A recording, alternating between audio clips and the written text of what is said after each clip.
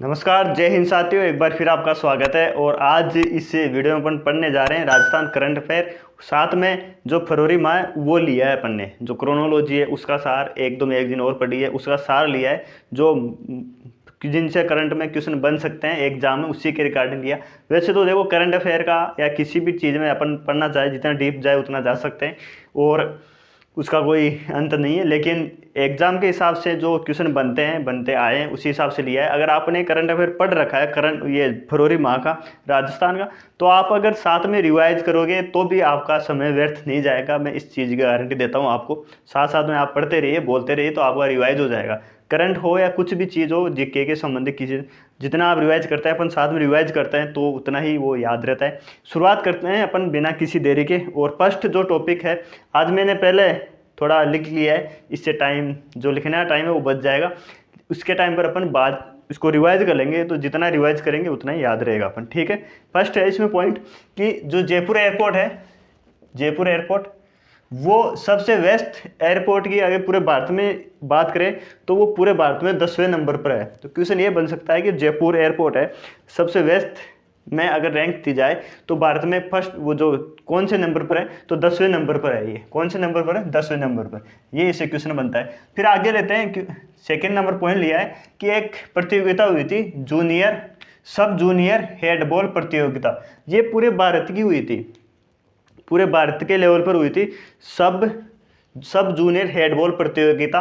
और इसका आयोजन कहाँ पर हुआ था, ये इंपॉर्टेंट है। और इम्पोर्टेंट ये भी है कि इसके अंदर महिला और बालक वर्ग और बालिका वर्ग दोनों हुआ था।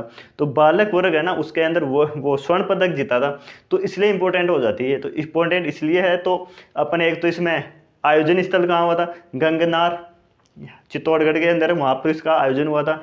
जो बालक वर्ग है उसने स्वर्ण पदक जीता था या प्रथम स्थान पर रही थी, और जो उप विजेता कौन रहा था वो भी था। तो सब जूनियर हेडबॉल प्रतियोगिता 2024, इसका आयोजन गंगनार चित्तौड़गढ़ के अंदर हुआ था। और जो बालक वर्ग है ना, राजस्थान बालक वर्ग, उसने स्वर्ण पदक जीता था। इसमें उप विजेता कौन था, किसको हरा कर जीता था? यूपी को। तो ये चीज़ इससे जानकारी अपन को इतनी इससे जानकारी मिलते हैं। फिर बात करते हैं, एक सेंटर खोला गया है, ब्लॉकचेन प्रौद्योगिकी सेंटर ऑफ एक्सीलेंस।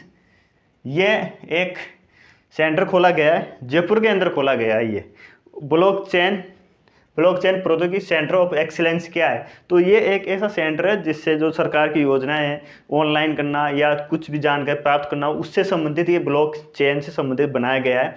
इसका सेंटर है जयपुर के अंदर ये बनाया।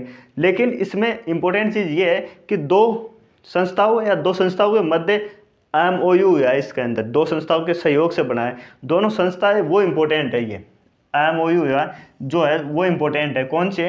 राजकॉम्प इन्फो सर्विस लिमिटेड, ये राजस्थान की है। प्लस इम्पोर्टेंट ये है कि कौन से IIT कानपुर के साथ हुआ है। ये IIT कानपुर के साथ हुआ है। तो जो क्वेश्चन ये बन सकता है कि ब्लॉकचेन प्रौद्योगिकी सेंटर ऑफ एक्सीलेंस जो स्थापित किया है जयपुर के अंदर, कौन सी संस्था के साथ इसके साथ MOU होता है? IIT Jodhpur, IIT Kanpur, IIM Udaipur, या एक और दे सकता है तो IIT कानपुर के मध्य इसके साथ समझौता हुआ है। ऐसे क्वेश्चन MOU के होते हैं, वो करंट में पूछ लिए जाते हैं। इसीलिए इसी को मैंने ध्यान में रखते हुए ये लिया है कि IIT कानपुर है, ब्लॉकचेन प्रौद्योगिकी blockchain centre of excellence Jaipur में खोला गया है, राजकॉम्प इन्फो सर्विस लिमिटेड के साथ, प्लस IIT कानपुर के साथ इसका समझौता हुआ है। ठीक है, ये अपना पॉइंट हो चुका है, थर्ड पॉइंट।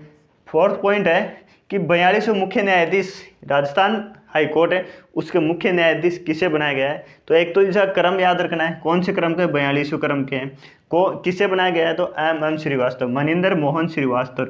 मोहन यानी मेरा नाम, तो मेरे नाम से भी याद रख सकते हो कि मोहन श्रीवास्तव, मनिंदर मोहन श्रीवास्तव को 42वें नंबर का जो मुख्य न्यायाधीश बनाया गया है। एक चीज़ तो ये इंपॉर्टेंट, इसकी डेट भी याद रखनी है। शपथ कब ली थी? तो 6 फरवरी 2024 को इसने शपथ ली है। अधिदेश बोर्ड है ना, ऐसे हाईलाइट जो क्वेश्चन होते हैं उनकी डेट पूछ लेता है कभी कभार कि किस माह में ली थी। तो 6 फरवरी के अंदर ली थी 2024। इसमें बात करेंगे किसका स्थान लिया है इसने, तो इससे पूर्व थे 41वें नंबर के ऑगस्टिन जॉर्ज मसिया, ये थे 41वें नंबर के। इनके स्थान पर 6 फरवरी 2024 को मनिंदर मोहन श्रीवास्तव ने 42वें नंबर के जो मुख्य न्यायाधीश है वो शपथ ली है। बात करते हैं, कुछ फैक्ट हैं कि जो राजस्थान हाई कोर्ट है उसके प्रथम मुख्य न्यायाधीश कौन थे, तो वो थे कमलकांत वर्मा। आपने पढ़ रखा होगा, मैंने भी बता दिया क्योंकि ये पूछा जाता है हर बार तो नहीं, लेकिन बात करें जो पॉलिटिया टॉपिक होता है या जिसमें, तो उसमें पूछ लिया जाता है। और बात करें जो राजस्थान हाई कोर्ट है उसमें न्यायाधीश अधिकतम कितने हो सकते हैं, तो 50 मुख्य न्यायाधीश सहित हो सकते हैं, ये भी पूछा जाता है। ठीक है, ये चीज़ अपने पढ़ ली मुख्य न्यायाधीश में। अगला टॉपिक है धर्म गार्जियन युद्ध अभ्यास हुआ है। धर्म गार्जियन युद्ध अभ्यास है नाम है। एक तो किस देशों के मध्य होता है, भारत और जापान के मध्य होता है। इंपॉर्टेंट इसलिए है कि यह राजस्थान में हुआ था। राजस्थान में कहाँ पर, महाजन फायरिंग रेंज, महाजन फील्ड फायरिंग रेंज बीकानेर के अंदर हुआ था, इसलिए ये इम्पोर्टेंट बन जाता है, इसलिए मैंने ये चीज़ ली है। तो ये 5 पॉइंट हो चुके हैं इसके अंदर। ये आप अगर पढ़ रखा है, रिवाइज कर रहे हो, तो रिवाइज के हिसाब से ये 5 पॉइंट अपने 5 के अपन लगभग 2-2 3-3 क्वेश्चन और देखें तो लेकिन लगभग 5 के 15 क्वेश्चन अपने देख लिए हैं, ज़्यादा टाइम भी नहीं लिए। चलते हैं नेक्स्ट स्लाइड की तरफ। ओके, नेक्स्ट स्लाइड पे है 5-6 क्वेश्चन टॉपिक और लिए हैं, मतलब पॉइंट टू पॉइंट आगे बात करते हैं। आगे टॉपिक है कि राज्यसभा चुनाव हुए थे राजस्थान में। बात करेंगे कि सर अभी तो लोकसभा चुनाव चले तो राज्यसभा कैसे हो गए। राज्यसभा चुनाव हुए थे फरवरी के अंदर। राज्यसभा चुनाव फिक्स नहीं है, हर 2 साल बाद में पूरे भारत में होते हैं। जितनी सीट होती है उस पर फिक्स, जो राज्यसभा अलग है, लोकसभा अलग है। वर्तमान में बात करें तो अभी लोकसभा सीट चुनाव होने वाले हैं, राजस्थान में होने वाले हैं 19 को और 26 अप्रैल को। तो बात करें इससे पहले राज्यसभा चुनाव हुए थे। राज्यसभा की सीटें राजस्थान में 10 है, 10 में से 3 सीटें खाली हो चुकी थी, इसलिए 2 ही खाली होनी थी। लेकिन एक जो किरोड़ीलाल मीणा है वो राज्यसभा सदस्य थे, उन्होंने विधायक का चुनाव लड़ा और वो अभी मंत्री भी है, कृषि मंत्री, तो उनकी सीट खाली हो गई एक तो, और 2 हर 2 साल से 2 या 4 सीटें खाली होती है, वैसे होनी थी। तो बात करते हैं टोटल 3 सीटों पे चुनाव हुए हैं। कुल राजस्थान में राज्यसभा सीटें बात करें तो 10 है, लोकसभा 25 है, और टोटल संसद में 35 सीटें हैं। और बात करेंगे जो 3 में से हैं, एक तो सोनिया गांधी है, कांग्रेस से जीती है, 2 भाजपा के जीते हैं, कौन, चुन्नीलाल गरासिया और मदन राठौड़। कौन है, चुन्नीलाल गरासिया और मदन राठौड़। ये किससे, बीजेपी के संबंधित है, ये बीजेपी से। बात करें कि चलो ठीक है, ये तीनों नाम याद रखना है कि इससे पहले मनमोहन सिंह थे, डॉक्टर मनमोहन सिंह, वो भी राज्यसभा से सदस्य हैं और राजस्थान से ही, ये चीज़ भी याद रखना। और सोनिया गांधी है, वो भी राज्यसभा सदस्य है, राजस्थान से हैं। चुन्नीलाल मीणा, चुन्नीलाल गरासिया और मदन राठौड़ है। ठीक है, बात करें कुछ जो 10 सीटें हैं राजस्थान में राज्यसभा सदस्य की, 10 में से 6 तो है कांग्रेस की और 4 है बीजेपी की, ये भी चीज़ भी याद रखनी है आपको। ठीक है, 6 तो है कांग्रेस की, 4 है बीजेपी की। ठीक है, बात करते हैं आगे नेक्स्ट पॉइंट। प्रदेश का पहला non transplant organ retrieval centre कहाँ पर स्थापित किया गया है।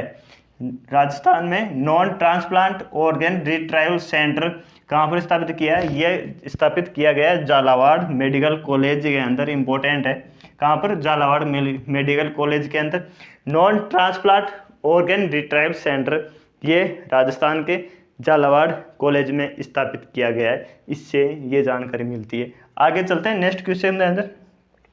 जयपुर साहित्य उत्सव, जयपुर लिटरेचर फेस्टिवल नाम सुना होगा, ये वही है। कौन से नंबर का है, 17वें नंबर का है। जयपुर लिटरेचर फेस्टिवल 2024 के अंदर 17वें नंबर का हुआ था। कहाँ पर हुआ था, पहले तो डेट याद रखो, 1 से 5 फरवरी के अंदर। पहले ये जनवरी में हुआ करता था, लेकिन अब 1-2 साल में फरवरी में होने लग गया।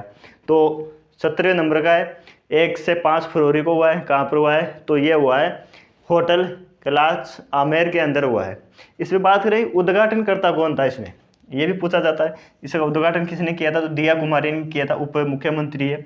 बात करें इसके अंदर एक अवार्ड दिया जाता है, श्री द्वारका प्रसाद अग्रवाल अवार्ड, वो किसने जीता है, तो वो जीता है अमित त्रिपाठी ने। तो जो जयपुर लिटरेचर फेस्टिवल है, इससे क्या क्या चीज़ें याद रखनी है अपन को। एक तो 17वें नंबर का है, कब हुआ था, 1 से 5 फरवरी को हुआ था। कहाँ हुआ था, होटल कैलाश के अंदर हुआ था। उद्घाटन किसने किया था, इसका उद्घाटन इसका किया था दिया कुमारी के अंदर। और जो श्री द्वारका प्रसाद अग्रवाल अवार्ड दिया जाता है, उसके विजेता कौन है, तो उसके विजेता है अपने अमित त्रिपाठी। ठीक है, आगे चलते हैं अपन नेक्स्ट पॉइंट की तरफ। नेक्स्ट पॉइंट है अपना Sariska tiger reserve. Sariska tiger reserve आपने नाम सुन रहा है, अलवर के अंदर है। और क्या इसमें करंट का क्या है, तो इसके अंदर ये था कि पहले ये अलवर के अंदर ही था, अब इसमें जयपुर और दौसा से कुछ क्षेत्र और ऐड किया है और 600 किलोमीटर जो स्क्वायर है वो ऐड किया है। पहले 1200 किलोमीटर स्क्वायर था, अब 1800 हो चुका है। तो ये पूछा जा सकता है, एक तो एरिया पूछा जा सकता है कि एरिया कितना हो गया, पहले 1200 था अब 1800 हो चुका है। कौन से ज़िले से जोड़ा गया है, जयपुर से और दौसा से थोड़ा ऐड इसमें किया गया है।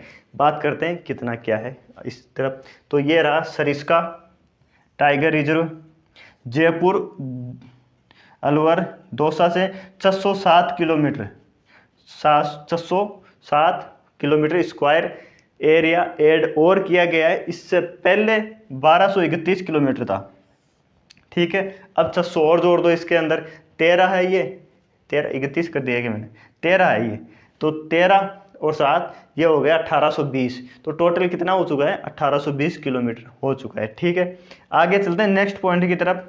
पाली के अंदर एक शिव मंदिर बनाया गया है, जैसे राज मंदिर के अंदर है ना विश्वास स्वरूपम, बैठे हुए शिव जी की सबसे ऊंची प्रतिमा है राज मंदिर के अंदर, वैसे ही उसी तरीके से है, थोड़ा बहुत ओम टाइप है, ओम आकृति का शिव मंदिर का उद्घाटन किया गया है पाली के अंदर। ओम आकृति का शिव मंदिर कहाँ पर स्थापित किया गया है, पाली के अंदर स्थापित किया गया है, ठीक है। इससे ये जानकारी मिलती है।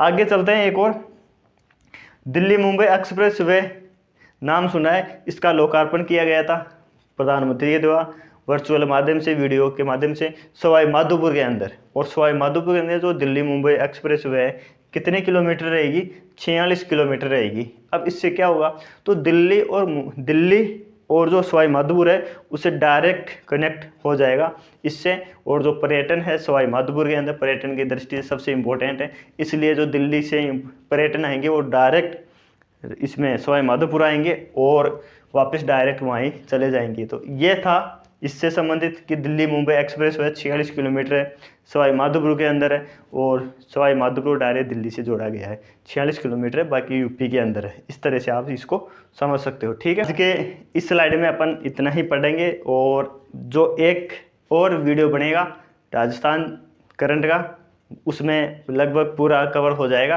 क्योंकि फिर वीडियो ज़्यादा बड़ा हो जाता है, आप लोग भी बोर हो जाते हो। वैसे भी हकीकत ये है कि पढ़ाई के वीडियो कम देखे जाते हैं और वीडियो बनाते हैं वो ज़्यादा देखे जाते हैं। खैर इससे अपन को नहीं है, जो देखेगा उसको फ़ायदा ज़रूर होगा, ऐसा नहीं है कि फालतू का कंटेंट है। और पॉइंट टू पॉइंट अपने बात की है, अगर पढ़ा हुआ है तो रिवाइज हो जाएगा आपका, लगभग मैंने पूरा लिया है इसके अंदर। और फरवरी इसके अलावा और है, एक क्लास और आएगी इसके बाद में, ठीक है साथियों। बाकी वीडियो आपको बढ़िया लगे तो ज़रूर आप अपने दोस्तों के साथ, जो BSTC की भी तैयारी कर रहे हैं उसका भी एग्जाम होने वाला है, LDC आने वाला है, पशु परिचर है, सामने जो भी वैकेंसी आने वाली है उन सब तमाम उनके लिए ये इंपॉर्टेंट है क्लास। तो बने रहिए आप हमारे साथ, मिलते हैं नेक्स्ट वीडियो में। आज और अभी के लिए इतना ही, थैंक यू सो मच, जय हिंद जय भारत।